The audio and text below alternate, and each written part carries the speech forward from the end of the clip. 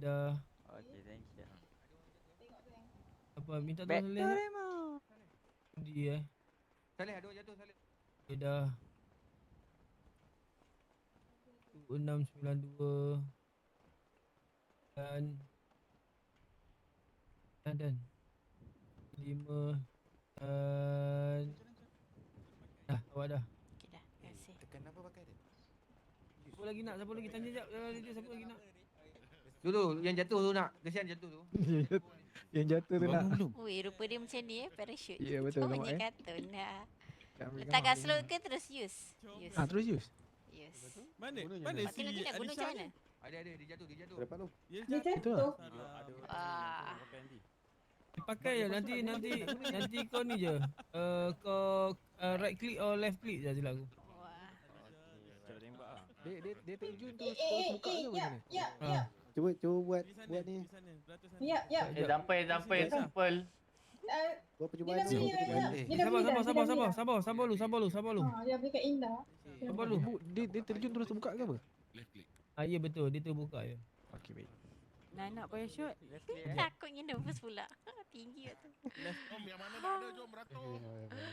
173.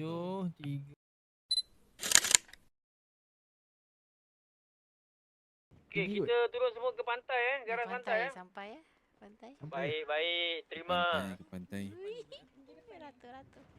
Sampai ke jalan pantai? Lama hold S dengan shift. Kalau kau nak lama tekan hold shift. Oh. Jom kita jalan ke bawah ni.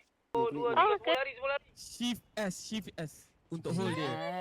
Nak buka right left click. Left click. Lari. Si takutnya nervous.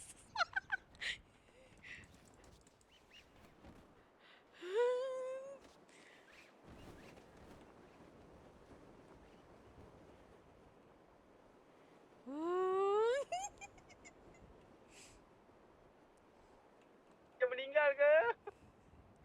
Okey. Yo. Baik tu nampak daripada tadi. Kalau kau lari-lari tu semua. Yang meninggal tu pergilah hospital terus ya.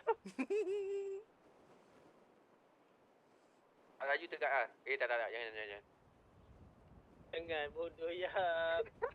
Ya. Jahat lah. Cuba. Baru nak tekan. Oi, Jack ni.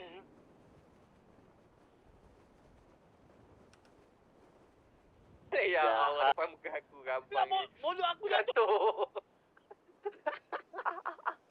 Jahat lah bos. Tak sampai pantai. Risau. Tak sampai pantai ni macam mana ni?